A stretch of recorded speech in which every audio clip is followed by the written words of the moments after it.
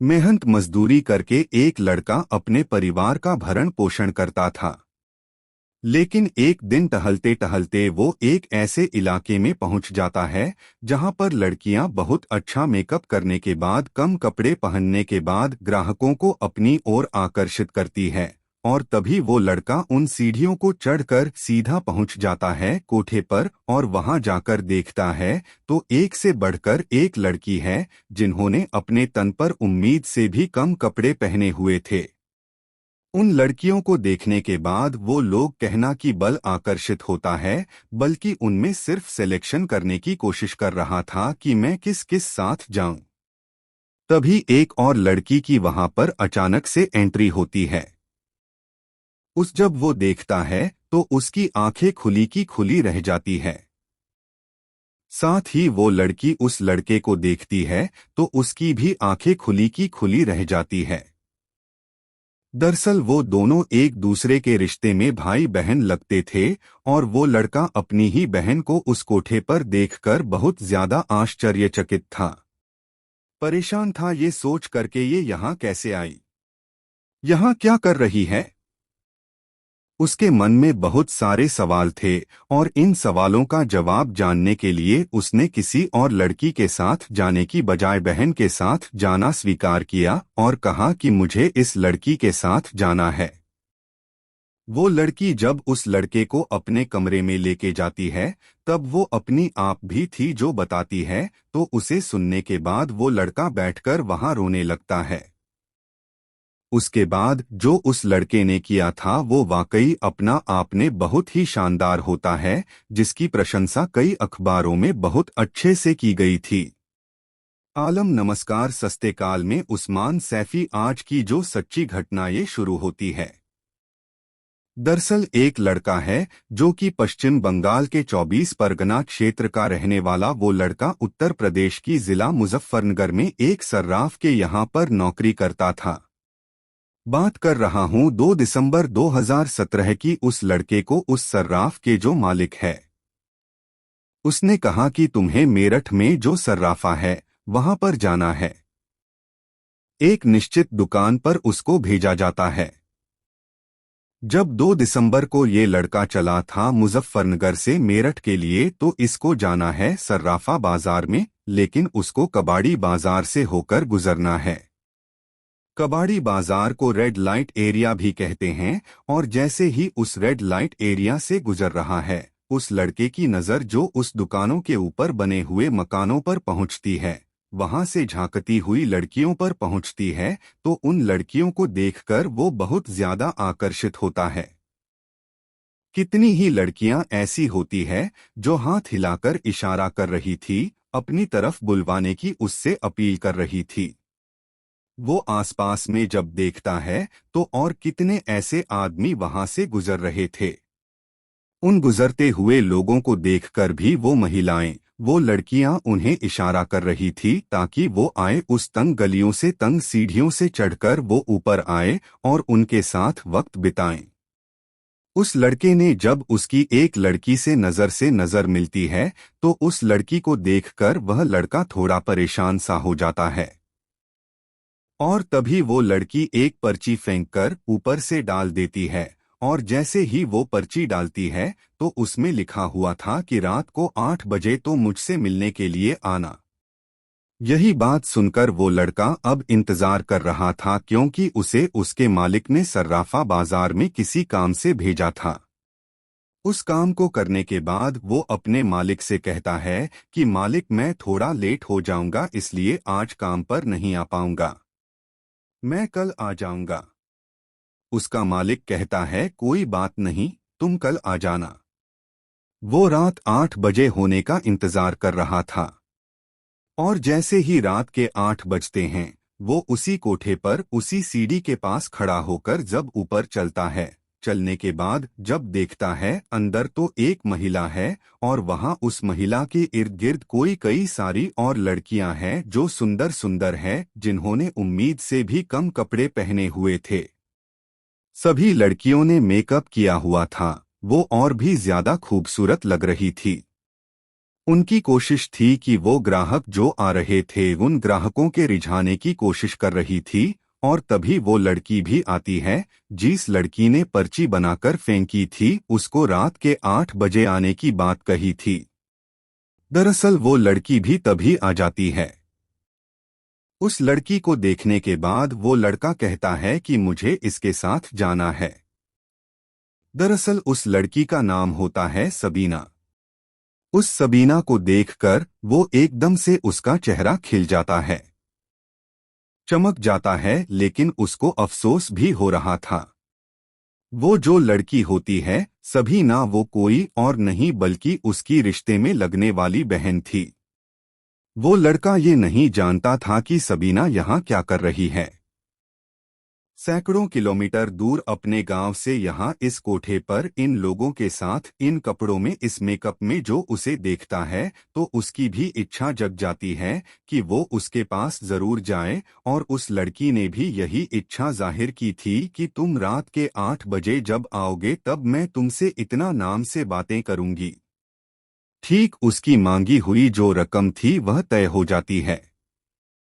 वह लड़का जो कि अपनी ही बहन के साथ उस कमरे में पहुंच जाता है और जैसे वो कमरे में जाता है तो उसकी बहन जोर जोर से, ताकि उसकी आवाजें बाहर तक ना जाएं, इतनी जोर से रो रही थी और रो रो के अपने भाई के गले लग जाती है।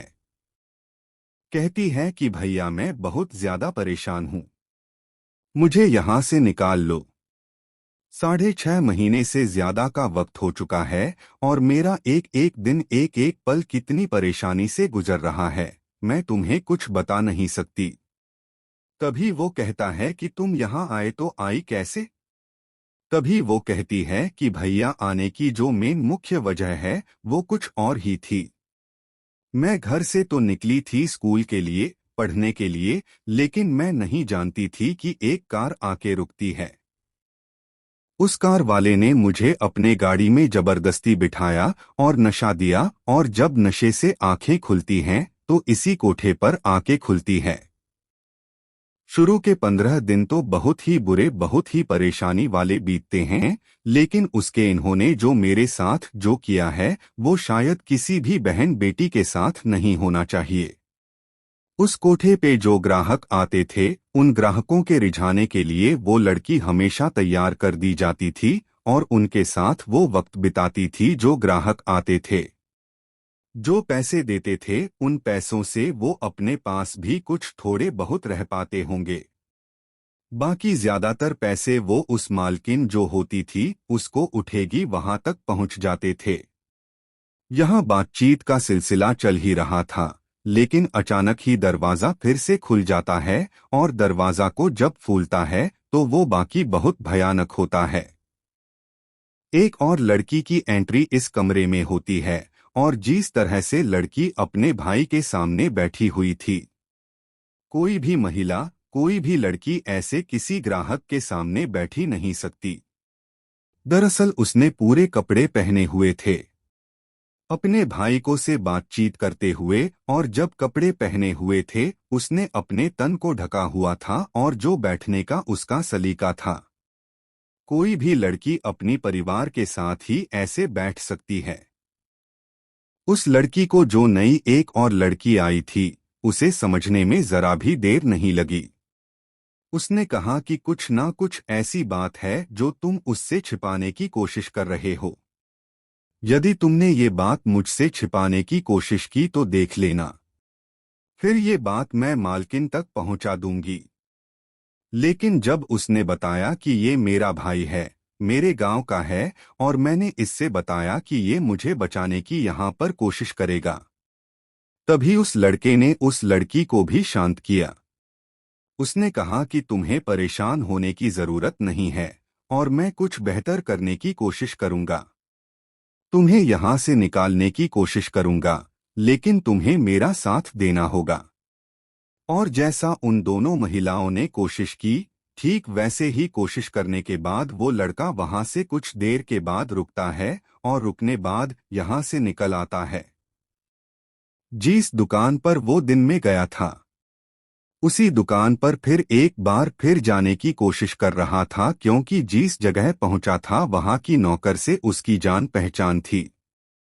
उस नौकर के पास जाता है और पूरी कहानी अपनी बयां करता है। कहता है कि भैया यहाँ पर मेरी बहन है, वो कोठे पर है, रेड लाइट एरिया में है, कई महीनों से फंसी हुई है। कितने ही ग्राहकों को हुई कि वो शोभा बनती है, उसे बचाना है।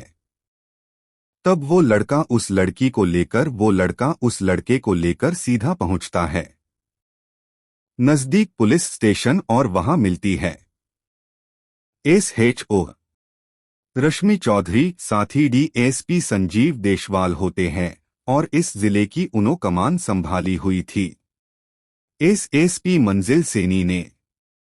और तभी आदेश दिया जाता है एंटी ह्यूमन ट्रैफिकिंग यूनिट को और यहां से एक टीम गठित की जाती है और टीम गठित करने के बाद अब यहां पर रेड डाली जाती है।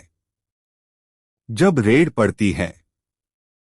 रेड पड़ने के बाद कई सारी लड़कियां थी जो यहां से निकाली जाती है और इन्हीं में से एक लड़की निकल के आती है। उस लड़की ने जो एक पत्रकार होती है, उस पत्रकार को जो अपनी कहानी सुनाई, उस कहानी को सुनने के बाद शायद आप भी हैरान रह जाएंगे, लेकिन ये जो लड़की थी सबीना, उस सबीना ने जाकर अपनी पूरी कहानी बताई, किस तरह से उसके भाई ने उसकी जान बचाई। इसके बाद यहां से उस लड़के ने अपने गांव में फोन किया था और उसके घर वाले, उसके परिवार वाले अपनी बेटी को देखकर जोर जोर से रोने लगते हैं, बिलखने लगते हैं। और ये कहानी जब अखबारों के माध्यम से लोगों को पता चलती है तो बाकी हैरानी ही होती है। लेकिन एक कहानी इसके बाद और शुरू होती है। वो कहानी भी कहीं ना कहीं परेशान करने वाली थी। दरअसल ये कहानी थी एक पश्चिमी बांग्लादेश का एक जिला है बोगरा, और इसी जिले में एक लड़की होती है जिसका नाम होता है शकीला। दरअसल पहली लड़की का नाम भी काल्पनिक था और दूसरी लड़की का नाम भी काल्पनिक ही है क्योंकि उनकी पहचान बताना उनके लिए सही नहीं होगा, उनके परिवार के लिए सही नहीं होगा। ये लड़की अपने अभी कुछ दिन पहले ही इसकी शादी हुई थी। उसको एक प्यारा सा बेटा भी था। वो अपनी ही एक सहेली के साथ गई थी कहीं बाजार में किसी काम से, और जब बाजार से वापस लौट रहे थे तो वो लड़की गलती से एक गलत गाड़ी में जाकर बैठ जाती है और गलत गाड़ी में बैठ जाती है क्योंकि शाम का समय था और वो गाड़ी जब उसकी उस घर से, उस इलाके से कहीं दूर चली जाती है तब उसे समझ में आता है कि वो कहीं दूसरी जगह पहुंच चुकी है। और वहां से जब जब दूसरे जगह पहुंच जाती है तो उस गाड़ी को छोड़कर वो उतर जाती है और पैदल ही सफर करने लगती है। तब तक काफी रात हो चुकी थी। जंगल का एरिया था। उस जंगल के एरिया में उसको एक व्यक्ति मिलता है, उससे बहन करके बात कर रहा था कि बहन, तुम यहाँ इस जंगल के इलाके में कर क्या रही हो? क्या बात है, तुम्हें यहाँ नहीं होना चाहिए था। ये इलाका बहुत ज्यादा खराब है, बहुत ज्यादा खतरनाक है। तभी वो लड़की कहती है कि भैया मैं करूँ तो क्या करूँ? तो कहता है कि तुम परेशान मत हो, तुम मुझे अपना घर बताओ, अपना इलाका बताओ, मैं तुम्हें तुम्हारे घर तक छोड़ देता हूँ। वह व्यक्ति उसको अपने साथ लेके जाता है और ले जाने के बाद वह उस रात का सफर करते करते उसने उसे कुछ खाने का सामान दिया और लड़की उसे कुछ सामान खाते ही बेहोश हो जाती है। उसकी फिर आंखें नहीं खुलती। आंखें खुलती है तो अपना देश छोड़कर दूसरे देश यानी कि इंडिया पहुंच जाती है, और इंडिया में भी हो कोलकाता में रहती है। और कोलकाता में उसको लगातार एक ही घर के अंदर, एक ही कमरे के अंदर 3 दिन लगातार रखा जाता है। वहां खाने को कम मिलता था और लाल रंग की गोलियां थी। वो नशे की गोलियां बहुत ज्यादा मिलती थी। वो लड़की समझ नहीं पा रहे थे कि जब भी उसकी आंख खुलती थी तभी उसे पानी के साथ वो गोलियां देते थे। वो कुछ बोलने की कोशिश करते थे तो बेवजह उसको पीटना शुरू कर दिया करते थे। उसके मुंह से कोई आवाज निकलने भी नहीं दे रहे थे। वो इतने जालिम तरीके से उसके साथ पेश आ रहे थे। वो लड़की इतनी बुरी तरह से डर जाती है। उसको बताया जाता है कि अब तुम बांग्लादेश में नहीं हो बल्कि इंडिया में हो। यदि तुमने यहां से भागने की कोशिश की तो पुलिस तुम्हें पकड़ लेगी और पकड़ने के बाद दूसरे देश में बिना किसी पासपोर्ट्स के बिना किसी वीजा के तुम्हें एंट्री करने में जेल हो जाएगी और हमेशा हमेशा के लिए तुम जेल में सड़ती रहोगे। उसके बच्चे के बारे में पूछा जाता है। उसके पति के उसके परिवार के बारे में पूछा जाता था। बताती है वो खुद भी गुहार लगाती है। मेरा एक बच्चा है, मेरा उसका कैसा क्या होगा। तो वो लड़की उसका भी रो रो कर बुरा हाल था। लेकिन जब उसने सोचा कि यहाँ अगर वो भागने की कोशिश करेगी तो बाकी भारत की पुलिस से पकड़ लेगी। 3 दिन तक वो लड़की जब से ठीक से उनकी बात मानने लगती है। 3 दिन के बाद वो लड़की यहाँ से फिर पहुँच जाती है बम्बई में, और बम्बई में जाने के बाद जो उसके साथ होता है उसने उसकी कल्पना ही नहीं की थी। अब यहाँ पर वो देखती है कि एक बाजार है। उस बाजार में एक नहीं सैकड़ों ऐसी लड़कियां हैं जिनके तन पर कपड़े कम होते थे, और कम कपड़े होने की वजह से ही वो ग्राहकों सुझाती थी, और ग्राहकों के रिझाने की वजह से ही उनको पैसे मिलते थे, और वो पैसे उस कोठे के मालिकों को जाते थे। उसने अपनी आंखों से जो देखा वो देखकर बहुत ज्यादा परेशान थी, क्योंकि उसने 15 दिन तक लगातार विरोध करते रही, और वो जितना विरोध करती थी उसको उतनी ही मार पड़ती थी, और जब मार पड़ती थी साथ में उसको एक इंजेक्शन भी दिया जाता था। वो इंजेक्शन ऐसा था जो हार्मोन को कुछ तब्दील करता था, और तब्दील करने के बाद ही उसके साथ फिर जो कुछ उसके शरीर में उत्तेजनाएं से पैदा होती थी तब उसका कुछ करने के लिए मन करता था।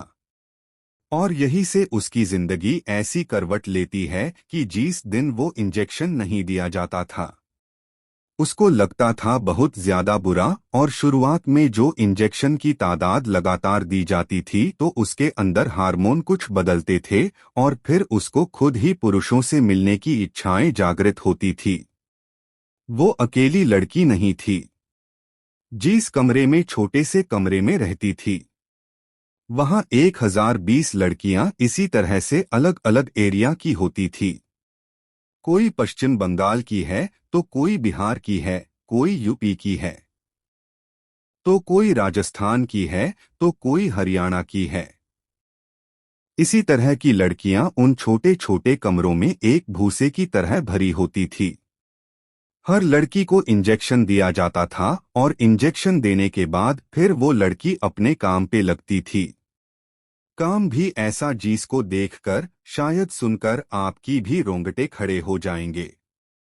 एक एक लड़की से सुबह 10 बजे से लेकर रात 11 बजे तक कभी 80 लोग मिलते थे तो कभी 100 लोग मिलते थे, कभी 130 लोग मिलते थे। कभी कभी संख्या कम रहती थी, कभी ज्यादा रहती थी। एक महिला अपने ही पुरुष के साथ, अपनी पति के साथ जब शायर एक संबंध बनाती है तो उसको लेकर भी कई बार वो परेशान हो जाती है। जरा सोचकर देखिए कि एक महिला एक साथ सुबह से लेके शाम रात तक वो 100 से ज्यादा लोगों के साथ अगर शारीरिक संबंध बनाएगी तो उसकी हालत क्या हो जाएगी। उस लड़की ने लगभग यहाँ पर 3 महीने गुजारे जो मुंबई के अंदर, और यहाँ से उसको भेज दिया जाता है। सीधा दिल्ली की तरफ से दिल्ली में आती है। जीबी रोड पर रेड लाइट एरिया में है तो स्थिति और भी ज्यादा भयानक मिलती है, और यहाँ पर अलग अलग प्रदेश की अलग अलग इलाकों की अलग अलग शहरों की लड़कियां होती हैं। कम उम्र की लड़कियां होती है। उन लड़कियों को लाल रंग की दवाइयों के साथ साथ हार्मोन के बदलने के इंजेक्शन भी दिए जाते थे, और उस लड़की ने यहाँ पर लगभग अब 6 महीने का वक्त गुजारा, और 6 महीने का वक्त गुजारने के बाद 3 महीने पहले ही वो आई हुई थी। उसका घर, उसका परिवार, उसने भी उम्मीद छोड़ चुकी थी कि अब जहाँ है, जिस हालत में है, शायद कभी अपने घर नहीं जा पाएगी। ऐसे धीरे धीरे वक्त गुजरता है। हर दिन सैकड़ों की संख्या में ग्राहक आते थे। उन ग्राहकों को खुश भी करना पड़ता था। और जैसे जैसे उसका शरीर में बदलाव हो रहे थे, वैसे वैसे ग्राहक भी ज्यादा आते थे। लेकिन वक्त जब आगे बढ़ता है तो लड़कियां भले ही चाहे खुश अंदर से हैं नहीं हैं, लेकिन उन्हें जानबूझकर खुश होने की एक्टिंग भी करनी पड़ती थी।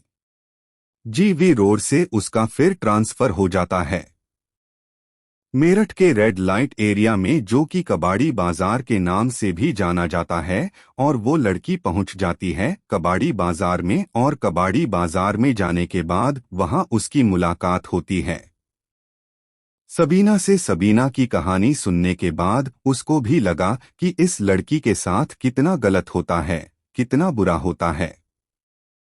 लेकिन सबीना की समझदारी ने, सबीना की होशियारी ने न केवल खुद की जान बचाई, बल्कि ऐसी कई लड़कियों को उस कोटे से बाहर निकाला। और बाहर निकालने के बाद उस लड़की ने कभी सोचा नहीं था। फिर उसके बाद जो पुलिस की कार्रवाई होती है, पुलिस ने उस लड़की को भी उसके घर वालों तक पहुंचाने की पूरी कोशिश की।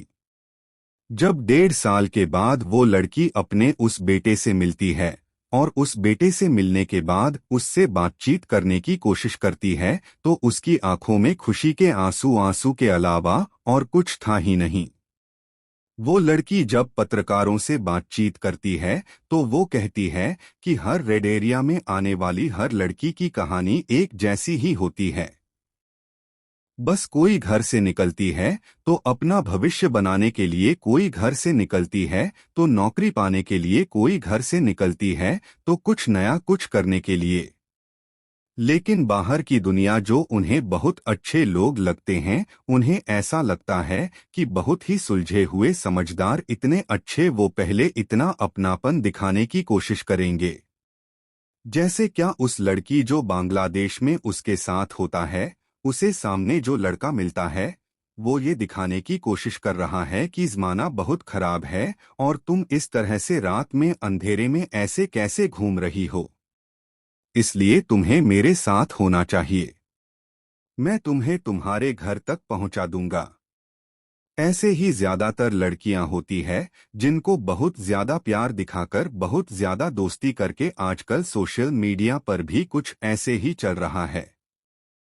चाहे व्हाट्सएप के माध्यम से हो, सोशल मीडिया के माध्यम से हो, चैट के माध्यम से हो, ऐसी ही लड़कियों को, जो कम उम्र की लड़कियां होती है, उन्हें प्यार के झूठे जाल में फंसाकर, उन्हें इसी तरह से बेचकर ये लोग अपना धंधा चलाते हैं। ये बताया जाता है कि सर्वे के अनुसार कि भारत के अंदर लगभग 28 लाख लड़कियां ऐसी हैं जो वेश्यावृत्ति के अलग अलग धंधों में पड़ी हुई हैं। वो अपनी मर्जी से नहीं आई थी, लेकिन उनको जबरदस्ती इसमें डालकर फिर उनको उनकी गैर मर्जी को ही मर्जी में तब्दील कर दिया गया है।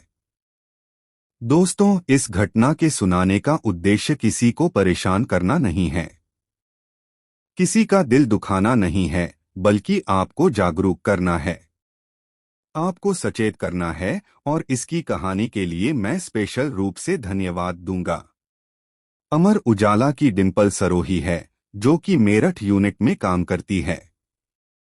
उनके माध्यम से मुझे ये स्टोरियां पता चल सकी है और ये स्टोरी आपको, उम्मीद करता हूं, बहुत ज्यादा पसंद आई है। और जिस तरह से उस लड़के ने अपनी बहन को बचाया था, वो वाकई अपना आपने काबिलियत है। और मैं डिंपल सिरोही जी को फिर से धन्यवाद दूंगा। इन्होंने मुझे सजेस्ट किया कि इस कहानी को आप जरूर पढ़ेगा। दोस्तों, आप सब लोग अपना खूब अच्छे से ध्यान रखें। जय हिंद, जय भारत। मिलते हैं अगली वीडियो में। धन्यवाद।